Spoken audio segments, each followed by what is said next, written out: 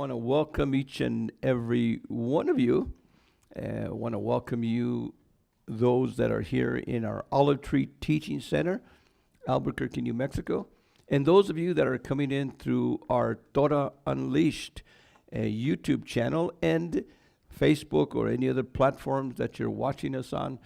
Want to welcome every one of you. Shabbat Shalom to Torah Unleashed. And today we are in our 19th parasha in the cycle, and it's Truma. Can you say Truma? Now, if you hear this, most people will say Teruma.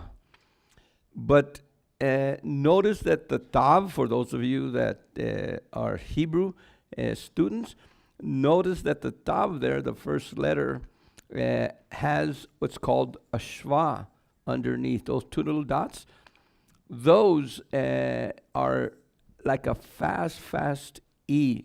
So you don't really say it. Some people say Teruma, but it's Truma. And it means offering. It means contribution. And again, our parasha today is Exodus 25, 1 to 27, 19. And today's parasha begins a new section of the Exodus. We had the whole journey from Egypt unto Mount Sinai. And then we had the covenant, the giving of the covenant, giving of Mishpatim and Hukim.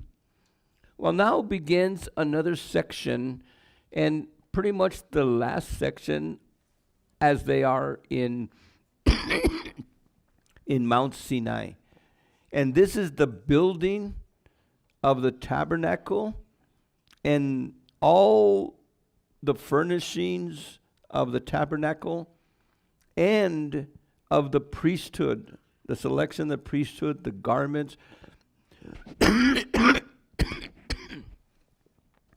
Now, one of the things that we have here from now till the end of Shmot, of Exodus, is it has to do with you shall build, and then this is what they built. So the building of the Mishkan, the tabernacle, is in two sections. This is what you're going to do, and this is what has occurred.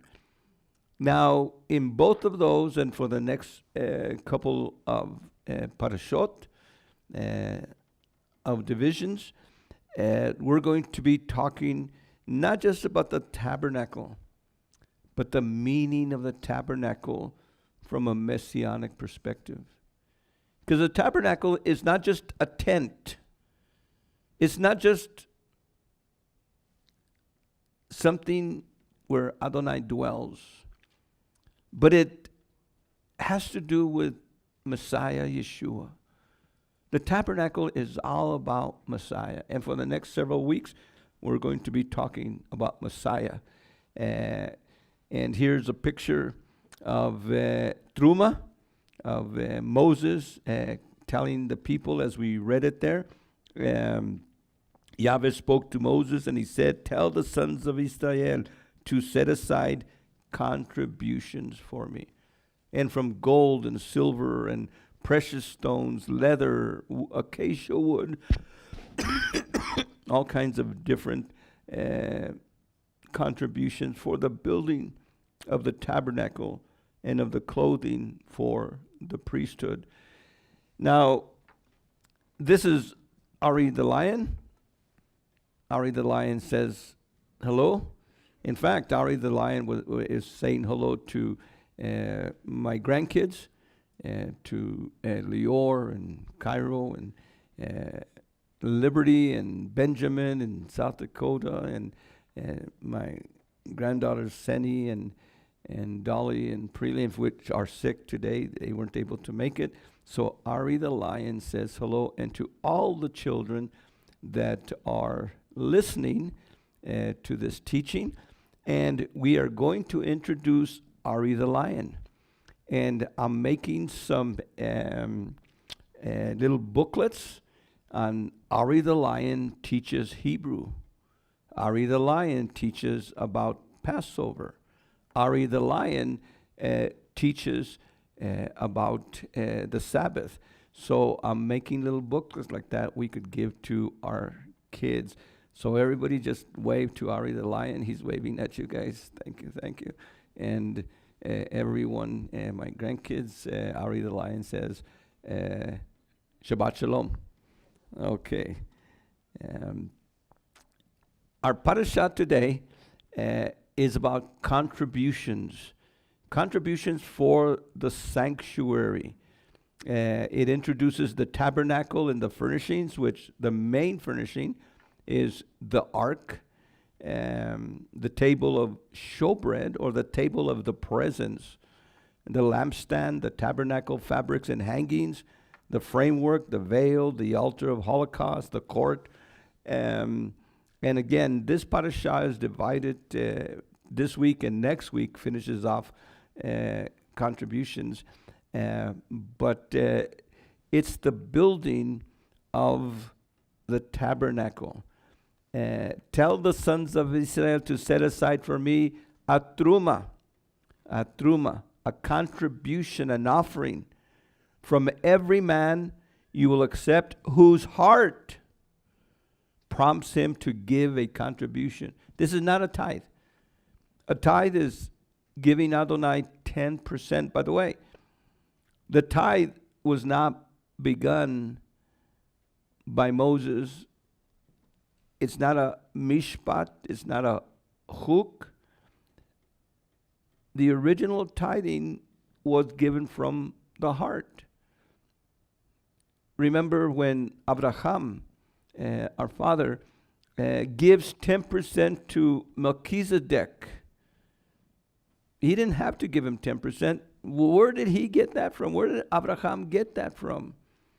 And Yaakov also says he will give to Adonai 10%, a tithe. A tithe is 10% of what comes in. So whatever comes in into your life, if $1 comes in, you give 10 cents. If $10 come in, you give $1. If $100 come in, you give $10. If $1,000 come in, you give $100. I better stop there because my math isn't that good. But it's a contribution, is from the heart. It's lo que quieras. Whatever you want. Lo que quieres dar. Whatever you want to give. Whose heart prompts him. What if your heart doesn't prompt you to give an offering? You don't have to. When we say tithings and offerings, a tithe is when you give 10%. And even that should come from a heart of generosity, a heart of giving. Not because of duty or force, although it is a duty and Adonai demands that. But yet it should be given with a heart. If your heart prompts you to give, give.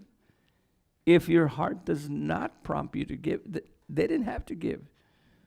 There was no judgment on anyone who didn't give. And so he says that the people should give a contribution, should set aside a contribution. And of course, you see there people giving all kinds of things. By the way, when they left Egypt, they left with the spoils of Egypt. So they left, the Egyptians were even giving them, stuff, gold and all, just get out of here. Go, leave. We don't want death of our firstborn. We don't want all these places. Go, váyanse.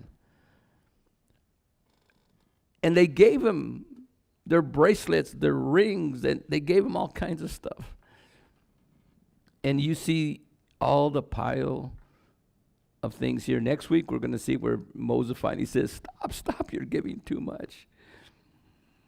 And so they give of all kinds of different things. Zahav, gold, kesef, silver, bronze, colored stuff, techelet, fine linen, goat's hair, ram skins, leather, acacia wood, oil, spices, chrism, stones, gems, all kinds of stuff. So they were just giving contributions to build this tabernacle. They had their own tabernacles. They had their own sukkot. They had their own tents.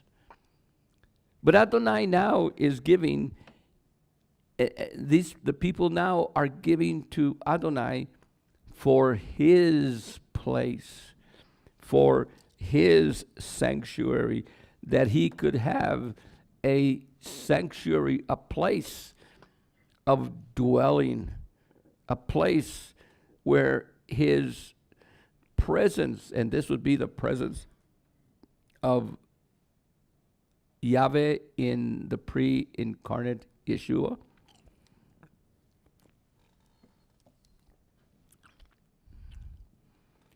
And he says to them, make me a sanctuary, a mikdash. The word there is mikdash.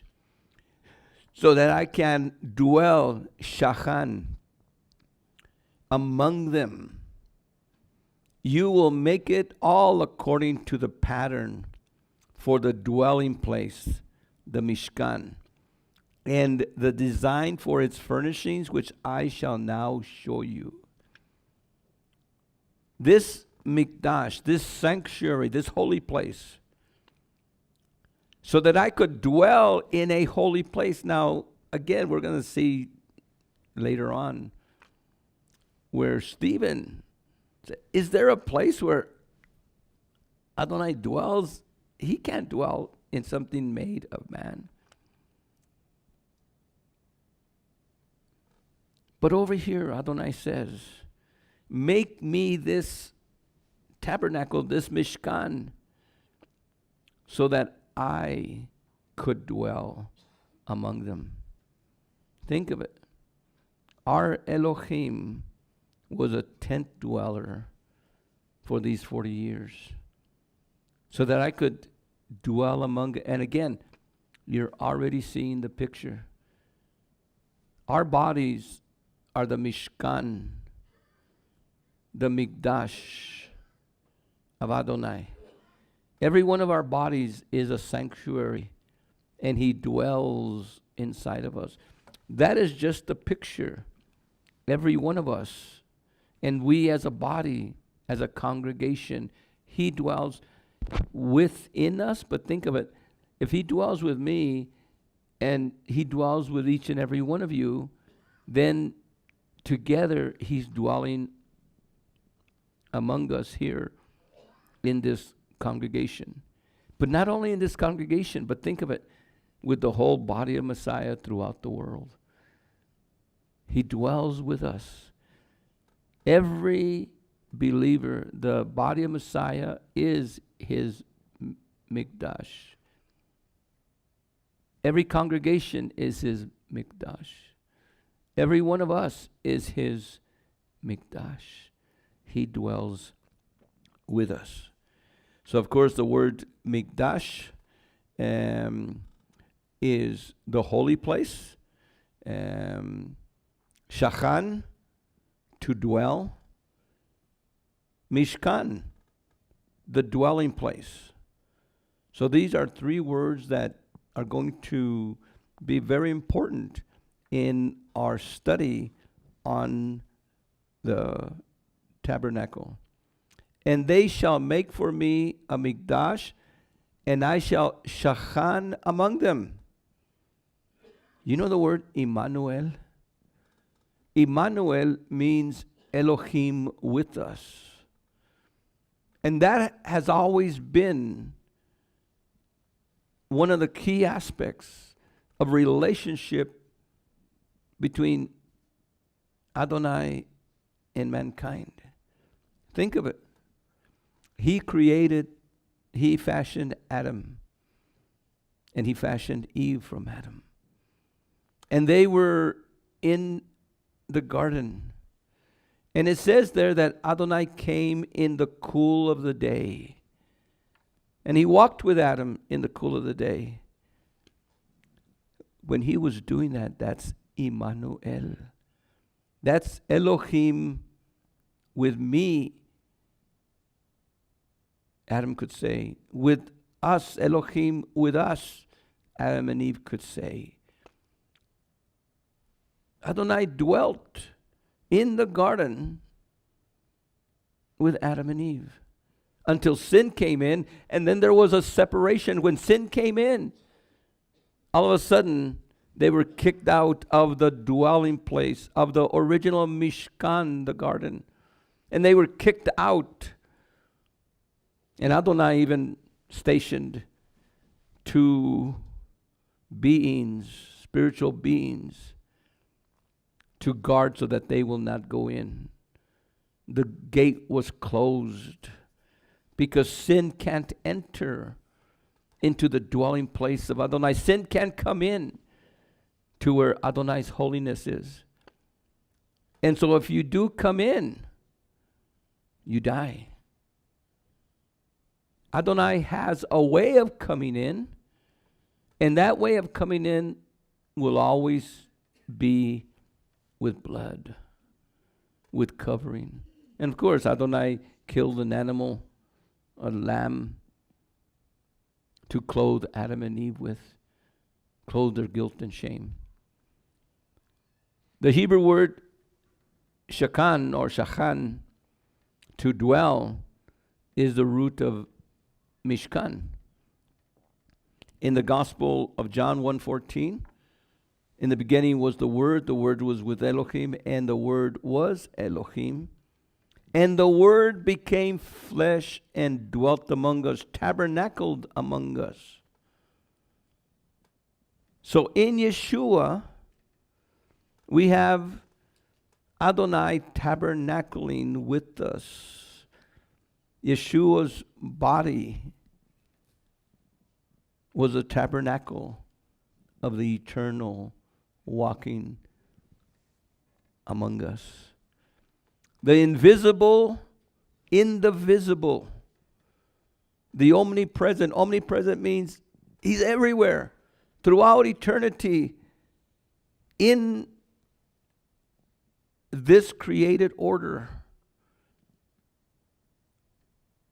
In a location, in a place. In a mikdash, in a holy place. How can Elohim implement a finite space? How could he be in there? His infinite presence, no limits in a place. This is an impossible task. Why would Adonai ask of man, ask of Moses to do this? To build this place. He's everywhere. He knows everything. Omniscience, omnipresence, omnipotent. He's all powerful. But it's for us. So that we could envision in our minds this sanctuary, this dwelling place. Because this, as we're going to see, is a template of his eternal throne and his eternal glory. The specifics of the Mikdash, the Mishkan, are repeated twice in full detail. Exodus 25, 1 and Exodus 36, 8 and following. And he says, make everything exactly according to the pattern, according to the blueprint. In today's study, Adonai gives Moses the blueprint. This is what you shall do. This is how you shall do it. This is with what you will do it. According to the pattern. According to the blueprint. And so Moses has this blueprint. Adonai gives it to him. This is what you will do. And it's all for Emmanuel, for Elohim being with us in this place. Emmanuel. A place for dwelling with his people. The Mishkan in the wilderness becomes, number one, a prophetic sign. A prophetic sign of who the Messiah is going to be, because everything about the Mishkan Mikdash, it's about Yeshua. It's a redemptive pattern. It has to do with buying back. Redemption means to buy back, to buy out. Most of us, viejitos, most of us old people, remember S&H green stamps. Remember that? Anybody remember S&H green stamps? And every time you went to the store, they'd give you these little stamps for those of you young ones. They'd give you, and you have these little books, and they'd give you like stamps. Today they do it, with your phone number and all that kind of stuff, supposedly. And you put them in this book. And then right here on Lomos, it's a church now, used to be the S&H Green Stamp Redemption Center. Remember that? It was called a Redemption Center. And it was a store. But you didn't buy with money. You bought with the stamps, the S&H green stamps. And I think there was red stamps or other companies. And every time we went, I would always see this bike, and I wanted that bike. But, of course, they wanted a toaster, or, you know how parents are. And you redeemed that toaster out. You redeemed those dishes out. You redeemed it. You bought them out. Well, in a sense, the Mikdash shows us a pattern of redemption, because it is here that sacrifice is brought and sin is dealt with. And it's a shadow of Messiah, because the cross is going to become the altar of sacrifice, the altar of redemption, whereby the blood of Messiah, not the blood of bulls and goats, but the blood of Messiah, we are redeemed from death. We are redeemed from sin. So the Mishkan is this sign, this pattern, this shadow. It's only a shadow. The reality is Messiah himself and what he did on the cross for each and every one of us. Now, not only did that have to do with Moses, but it continues with David. Once David had settled into his palace, he built this beautiful palace. And the Mishkan, which Moses carried for 40 years, went to Shiloh for a couple of 100 years. The Ark of the Covenant was lost. We don't know what happened to the Mishkan in Shiloh, if it got old. But David has another Mishkan, either the original or a one built in Jerusalem. And when they brought the Ark of the Covenant from the Philistines back to Jerusalem, and David had built all this, he says, I'm living in a house of cedar wood, a palace. The Ark of Elohim, the presence of Elohim, the place of redemption, the place of sacrifice, is under awnings. Under awnings. It's just being covered. I don't know what happened to the original Mikdash.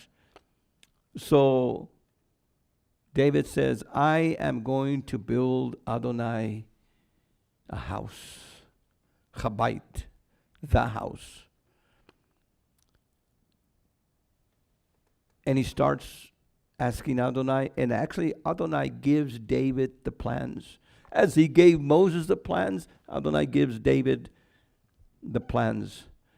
And here is David with his wife and young Solomon receiving the plans of the now Mikdash, the Mishkan, which is no longer going to be made of awnings and linens and things like that. It's going to be made of stone. In fact, limestone, Jerusalem stone. And after David kills Uriah, his hands are stained with blood, and Adonai says, you will not build me a house. And so he has Solomon build him a house. David was a man of war. He shed innocent blood. He murdered, committed adultery, and murdered. And so he was put to the side. And now Solomon becomes the builder. Solomon becomes the one who will build now a Mikdash, a Mishkan, made of stone. Like his palace was, so this will become a palace on earth for Adonai. No longer in a tabernacle, a tent. No longer under awnings, but built forever. So we have the tabernacle of Moses, and then Solomon builds the first temple. That first temple in 586 was destroyed by Babylon, and he rebuilds Zerubbabel when they come back from Babylon, rebuilds the second temple, phase A. But Herod makes that, renovates this temple. It's still called the second temple. It's actually a brand new temple, but they still call it the second temple. What Herod did is the temple of Zerubbabel was very small, very modest. And he builds the temple over that and then takes that apart and builds his temple. There's going to be a temple in the tribulation called the third temple in the 70th week of Daniel. And that's going to be the third temple. The anti-Messiah will desecrate it. By the way, Zerubbabel's temple was desecrated by Antiochus and rededicated, Hanukkah, by the Maccabees. Well, the anti-Messiah will desecrate the third temple. And if you hear anything that they're rebuilding the temple now, that's that third temple that's going to be desecrated by the anti-Messiah. And then we have a fourth temple, which is the temple of Ezekiel, in Ezekiel 40 and following. This is the Messianic temple. This is the Mishkan, Mikdash, where Yeshua will dwell on earth for 1,000 years. Yeshua will build it. And everything that we're going to be talking about the Mishkan, Mikdash, the original tabernacle of Moses, we're going to see that all that is going to be re-implemented in the millennium. In fact, in the millennium, even the sacrificial system, there will be an altar of sacrifice. The sacrificial system will restart in the millennium. There will be Passover, Sukkot, all the feasts. There will be Sabbath. The whole world, think of this, the whole world will honor Sabbath. The whole world there won't be no Christmas and Easter no more in the millennium. It's all going to be the Moedim of Adonai. And Yeshua will be the builder. As Moses constructed the tabernacle, as Solomon and Zerubbabel and even Herod constructed temples, so Yeshua will build a mikdash, a holy place, so that he will dwell there. And of course, as we're going to see, it's according to the pattern. In Acts 7, Stephen, in his speech before he is martyred, says, while they were in the desert, our ancestors possessed the tent of testimony. This tent, this Mishkan,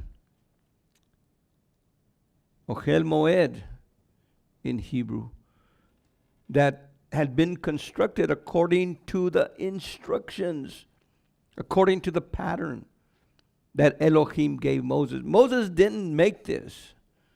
This was not from Moses' head. Adonai actually said, you will do this. This is how you will do it. Telling him to work to the design he had been shown, to the blueprint he had been shown. It was handed down from one ancestor of ours to another until Joshua brought it into the country that had belonged to the nations which were driven out by Elohim before us. This was in Shiloh. Here it stayed until the time of David. He won the favor of Elohim and asked permission to find the dwelling for the house of Yaakov, the house of Israel. Though it was Solomon who actually built the house for Elohim. Even so, the Most High does not live in a tent, in a house that human hands have built. For as the prophet says, with heaven my throne and earth my footstool, what house, que casa, what house could you build me, says Yahweh? What place for me to rest when all these things were made by me? Impossible. He's the eternal. But yet in this dwelling place, in this Mishkan Mikdash, the presence of Adonai was there.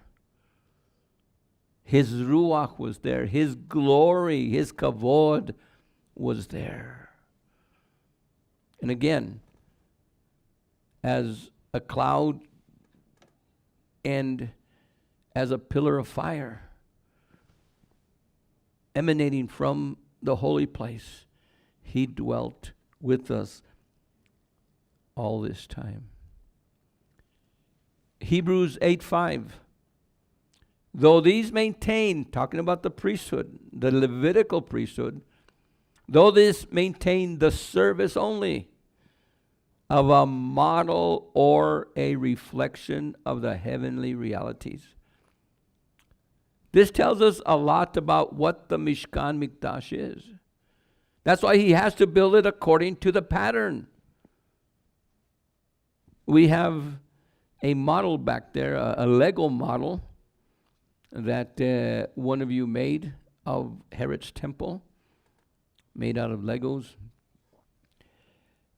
And that's just a model. Well, the actual one that Moses made as a tabernacle, that Solomon, Zerubbabel, Herod made, those were models too. Those were models of the heavenly realities of the throne room of Adonai. That's why sometimes when people say they die and they go to heaven, sometimes I chuckle a little. Why is it that they see lights, they see all these things, they see people that have died, and they say, no one has ever said, you know what? I went to heaven and I spoke to, and they'll probably use the word God or Jesus, and I spoke to them and I saw the Mikdash. I saw the tabernacle. I saw the Ark of the Covenant. I saw the menorah. I saw the table. I saw this. I saw these. I was inside the holy place. I was inside. But nobody says that because they don't go to the very place of the dwelling of Adonai.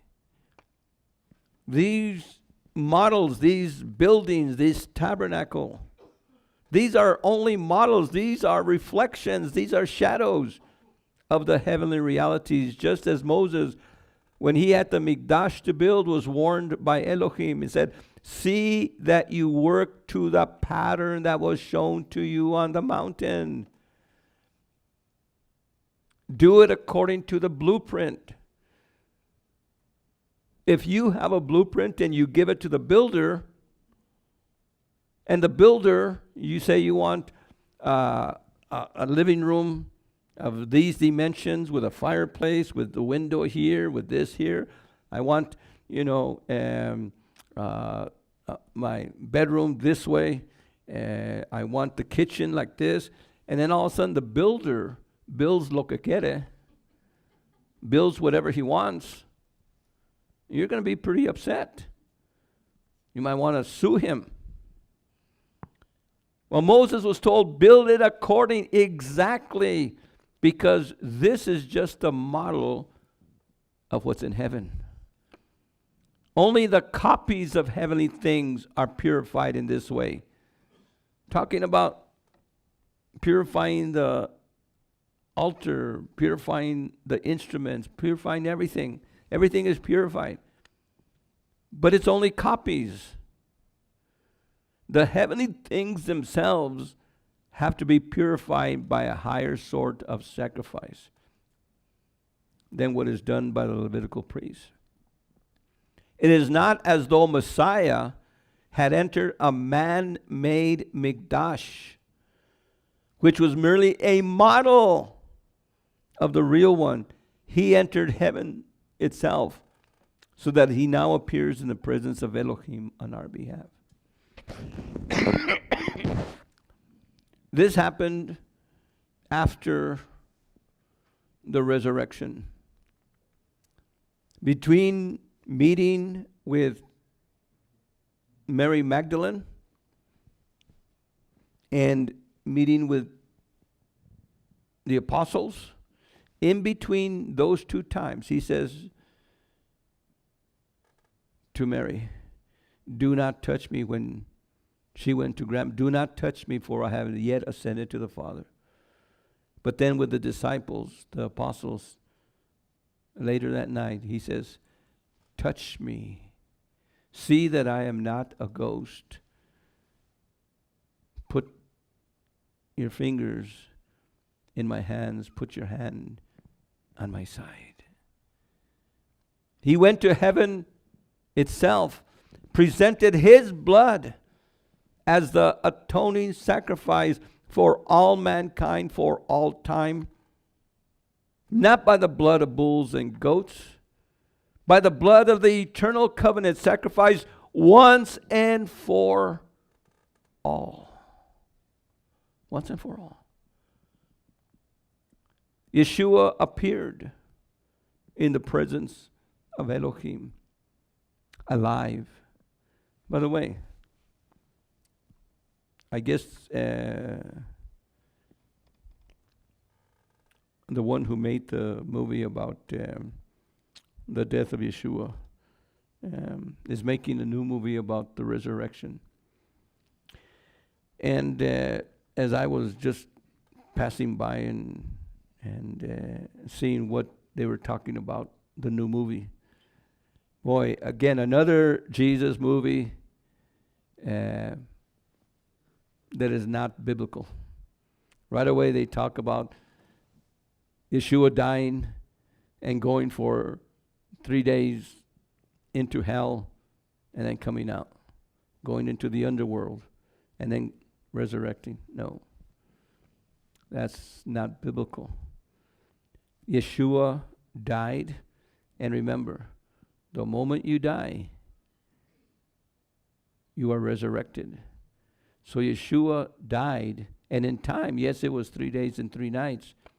But after the resurrection is when Yeshua descended into the lower parts. Why after the resurrection?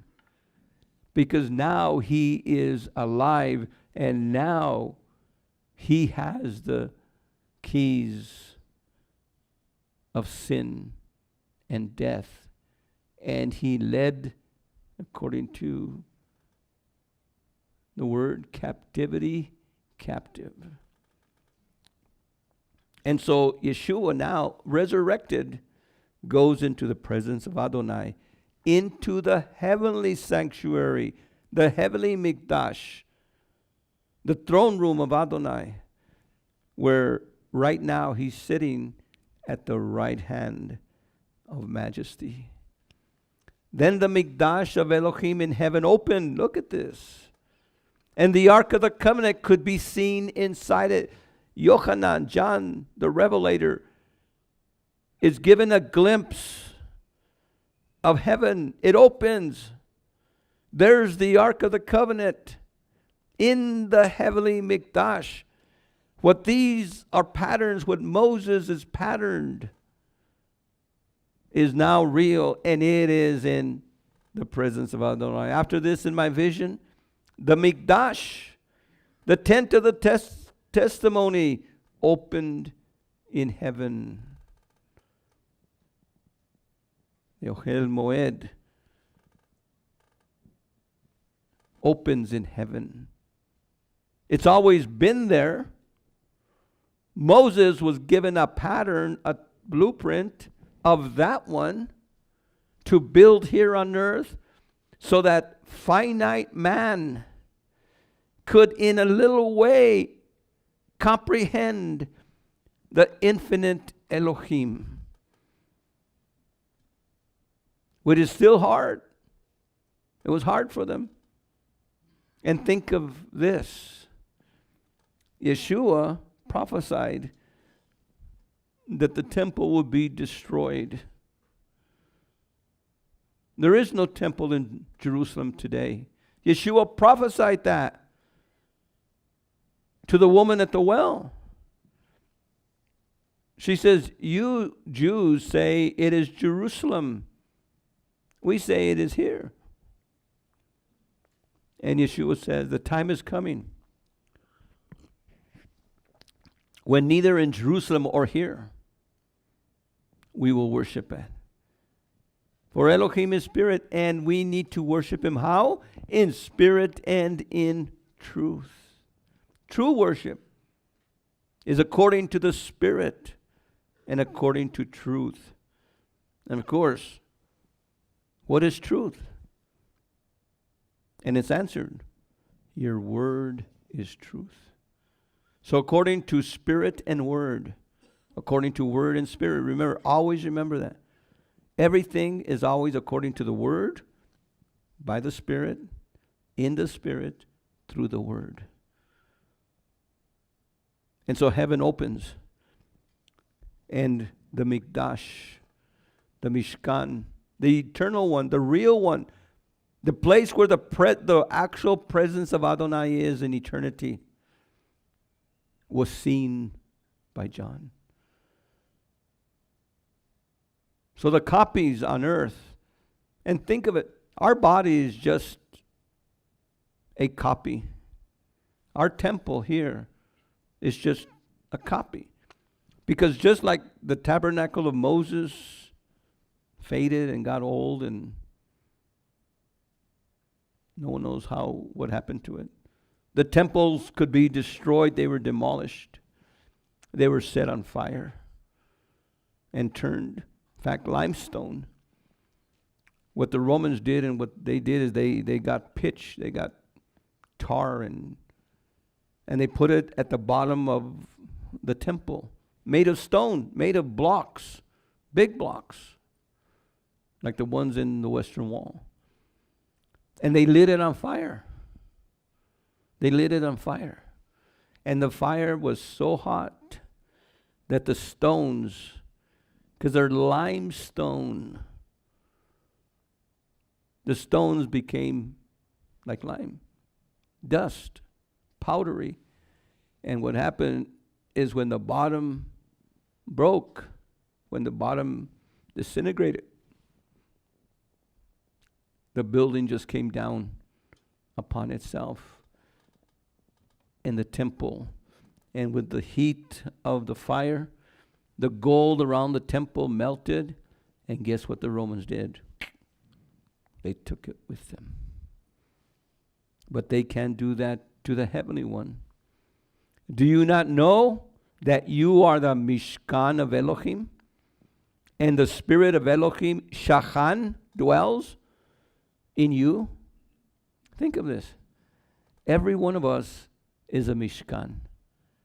And the Spirit, the Ruach Elohim, Shachan, dwells in us. His kavod dwells in us as it dwelt in the tabernacle, as it dwelt in the temples, dwells in us. If anybody should destroy the Mikdash of Elohim, Elohim will destroy that person. Because the Mikdash of Elohim is holy, and you are that Mishkan. Every one of us is a Mishkan. So as you study the Mishkan, as you study the tabernacle, it was 3 parts. And again, we're going to go into this more. It was made of 3 parts. The outer court, the inner court, and the Holy of Holies inside. So we are body, soul, and spirit. And as the presence of Adonai, his kavod, dwelt in the Holy of Holies, so the Ruach HaKodesh dwells in our spirit and speaks to us in our spirit. Spirit to spirit. Now, the tabernacle and its furnishings, this is the way it looked in the desert. Notice that into this place there's only one opening. There's only one opening. And into the holy place there's a secondary opening. But on the other side of the altar of incense, there is a veil with no opening. There's no opening. The priest once a year had to go through the side to go in. I am the way, the truth, and the life. No one comes to the Father except through me. There's only one way, and that's Yeshua. There's only one truth, that's Yeshua. There's only one life, that's Yeshua. And this is the ark, the dimensions of the ark. Notice that it's only 45 inches wide. And it's not too big, 27 inches wide and tall. The length is 45. And so there are the cherubims, the ketubim, they're on the lid. The lid is also called the mercy seat, the keparot, the place of mercy. This is where the blood once a year was put. And so this is a pattern. Think of it. This is a pattern. Adonai told Moses to make this.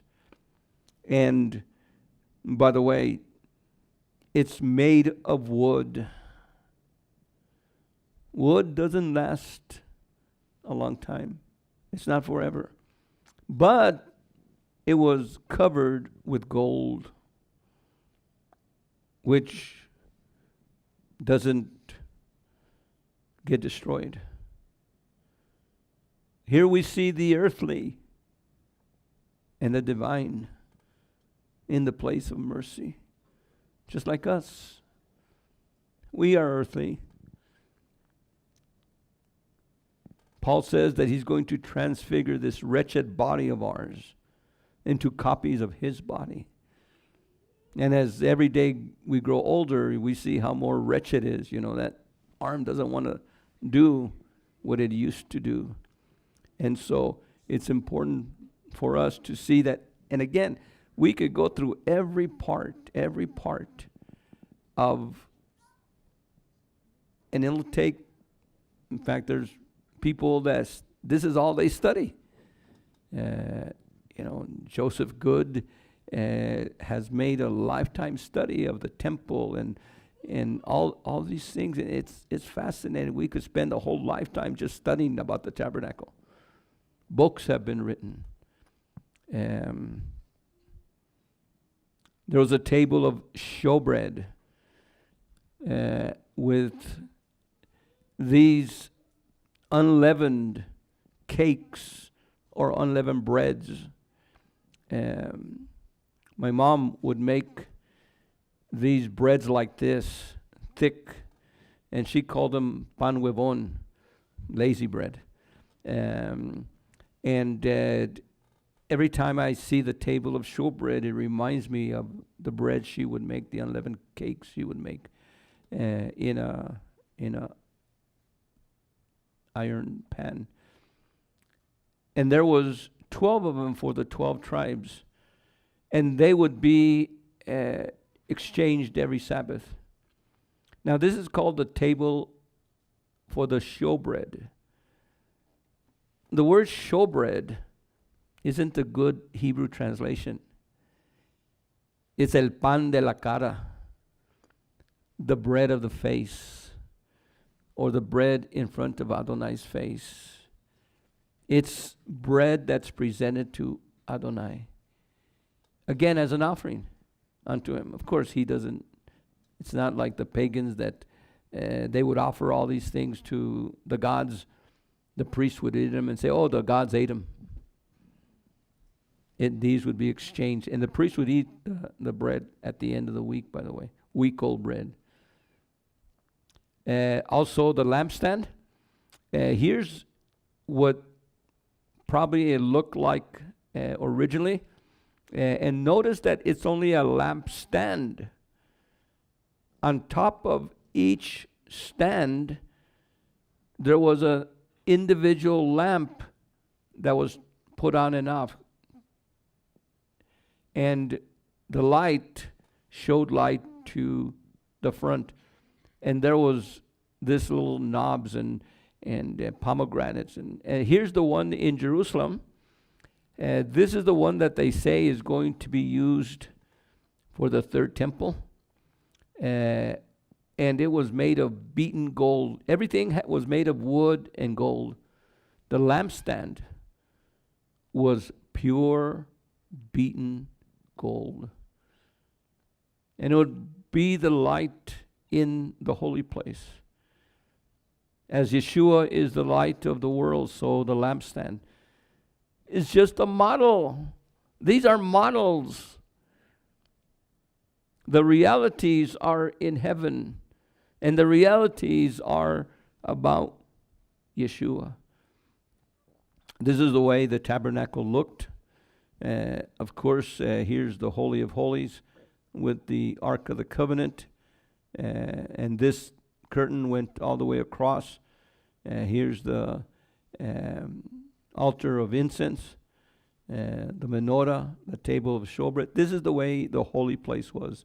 This is called the holy place, and this is the Holy of Holies. And of course, outside was the courtyard. And the courtyard, priests would minister there every day. In the holy place, priests would come in and they'd service, make sure that everything was lit. And one priest twice a day at 9 a.m. and 3 p.m. would now offer this unto Adonai incense, as the people were outside the court and the priests were inside the court. One priest was here giving incense as prayer to Adonai and prostrate before Adonai there on his face, giving worship and obedience to Adonai. And of course, the Holy of Holies with the Ark of the Covenant. Here's the courtyard. And you could actually see the linen there and the posts. And it went all the way around. Again, only one entrance, only one way. Only one truth. And inside, only one life. Here's the measurements, 100 cubits, 50 cubits, 5 cubits. And of course, in feet, it's 150 by 75 feet. 150 length, 75 feet wide. And then 7.5 feet. So people could not see over the tent. An altar of holocaust made of bronze. And by the way, the one in the temples are stone. Adonai says, make them stone. This was bronze because this had to be portable. Remember, everything about the Mishkan was portable. It was a portable tent. It had to be carried by the priests. And here is, by the way, last week's portion said, make sure that you don't make it into steps. Don't put steps, put a ramp. Why put a ramp and not steps? Because Adonai is holy. Adonai is holy, and you know what? We live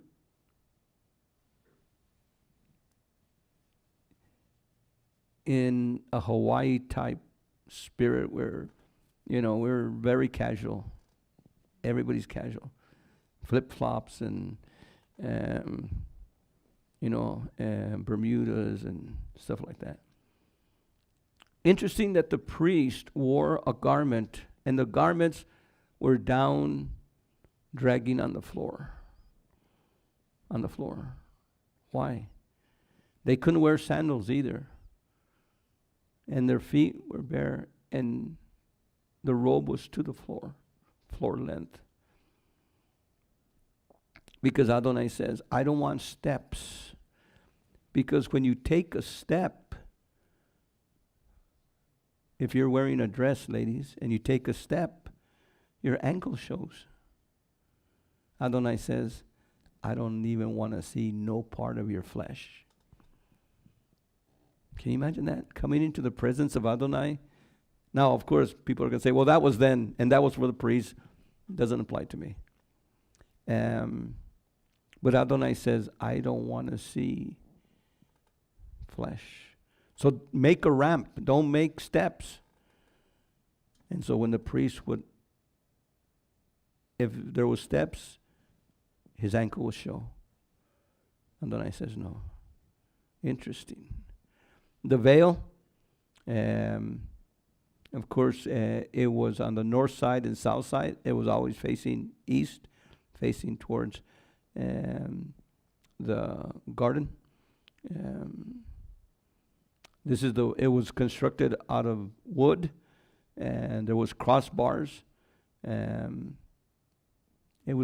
Think of this. This is the pattern. This is the model of what Adonai says. I want you to build this because this is the way it is in the eternal. Again, covered with linen and goat's hair, ram skins.